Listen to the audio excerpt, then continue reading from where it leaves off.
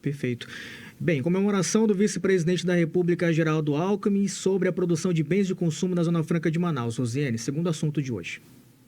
Então vamos puxar logo o áudio do vice-presidente, ministro, né, importante aí da área do comércio, da indústria, e o que ele fala dos produtos especificamente produzidos aqui na Zona Franca de Manaus. A boa notícia, o setor de bens duráveis, eletrodomésticos, foi o campeão do crescimento industrial do ano passado. Cresceu 29%. O crescimento de eletrodomésticos, de produção, sendo que o campeão foi ar-condicionado, 38% de aumento de vendas. O Brasil se tornou o segundo maior produtor de ar-condicionados do mundo, só atrás da China. Então, as boas notícias, nós tivemos, a linha branca, crescimento de 17%, fogão, geladeira, máquina de lavar, a linha marrom 22%, TV, sem Copa do Mundo 22% de crescimento, ventilador 33%, o conjunto dos eletrodomésticos 29% e o ar-condicionado, o campeão, 38%. Isso reflete, de um lado, melhora de renda da população, emprego cresceu, a massa salarial cresceu e política industrial, a NIB, Nova Indústria Brasil. É isso, trecho da fala do vice-presidente Geraldo Alckmin, Rosiane.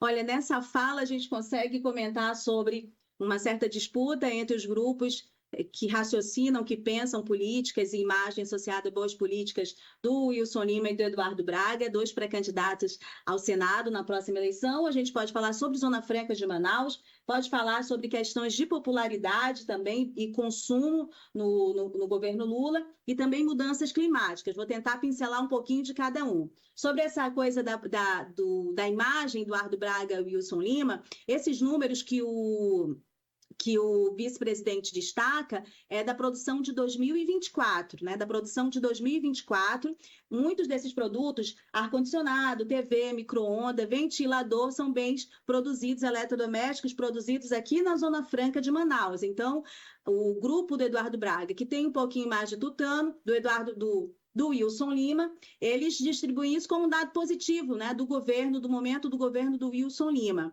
O grupo do Eduardo Braga também se manifestou no sentido de que o ar-condicionado, que é o maior destaque, segundo o presidente e o vice-presidente, que chega em 38% aumento da produção e de consumo desse bem, desse eletrodoméstico, essa produção ela ganha um impulso, ela ganha uma outra realidade na Zona Franca de Manaus no governo Eduardo Braga. Eu tive a sorte aqui de estar em contato com uma fonte que me colocou em contato com a Flávia Grosso, ex-superintendente da SUFRAMA, ex-superintendente da SUFRAMA naquele período, e ela contou rapidamente como é que foi a busca por esses produtores, né, por essa indústria aqui para a Zona Franca de Manaus, porque tinha uma série de impasses, não tinha o processo produtivo básico e tinha uma série de desconfianças também dessas empresas. Então, eles foram atrás de fazer arranjos. O primeiro passo foi o aumento, foi a prorrogação da Zona Franca de Manaus de 2013 para 2023, a primeira ampliação de 10 anos ainda no governo Lula. Porque ninguém vinha para cá para produzir só 3 anos e largar todo um investimento, né, Ricardo? Aí o que acontece? Logo depois disso, eles verificaram que pelo processo produtivo básico havia impasses no sentido de que todos os insumos precisavam também estar linkados à produção brasileira e não havia ali capacidade suficiente para a produção de compressores. Então, houve toda uma busca, um incentivo para que houvesse também essa produção desse insumo aqui no Brasil, ajustes para que esse produto também pudesse vir aqui para a Zona Franca de Manaus, e daí por diante, depois desses ajustes, a venda dessa situação, né? A venda que eu digo assim, o comercial, falar com esses produtores, conversar com essas empresas, olha, a Zona Franca está pronta para recebê-los. e aí vem todo mundo para cá. Então, essa produção, que é elevadíssima, que é o recorde dessa produção de eletrodomésticos, de ar-condicionado, ela é 100% da Zona Franca de Manaus.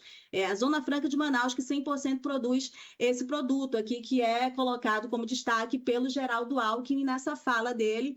Isso resultado desse período aí que a Flávia Grosso, pude ouvir dela hoje os detalhes em relação àquele momento, né, que faz com que essa produção se concentre aqui em Manaus. Esse é um ponto importante. Um outro ponto que é importante, que o Geraldo Alckmin está comemorando, e de certa maneira o governo tenta comemorar por outros indicadores, é o aumento do consumo, da capacidade de consumo da população, Ricardo.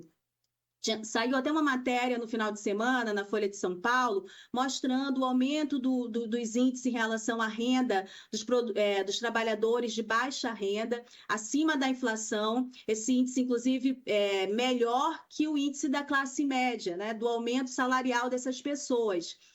E mostrando que isso também coloca ali uma capacidade de consumo para essas pessoas, sobretudo nos alimentos. Mas é justamente aí que reside o impasse do presidente Lula em relação à sua popularidade, porque a inflação muito alta nos alimentos, ela acaba causando um mau humor muito grande na população. Atinge diretamente, claro, a população mais pobre, que a maior concentração do seu orçamento é para comer, né? Essa é a grande questão. O Lula tem feito uma série de movimentações para tentar falar com esse público, falar com o público de classe média também. Você vê a proposta hoje do imposto de renda, né? Para alcançar ali quem ganha até R$ 5.000, Minha Casa Minha Vida, para alcançar para quem ganha até R$ 12.000. Ele tem feito algumas movimentações no sentido do consumo, né? E no sentido de melhorar a capacidade de renda dessas pessoas, para tentar ali por esse canal uma popularidade, uma melhoria na sua popularidade.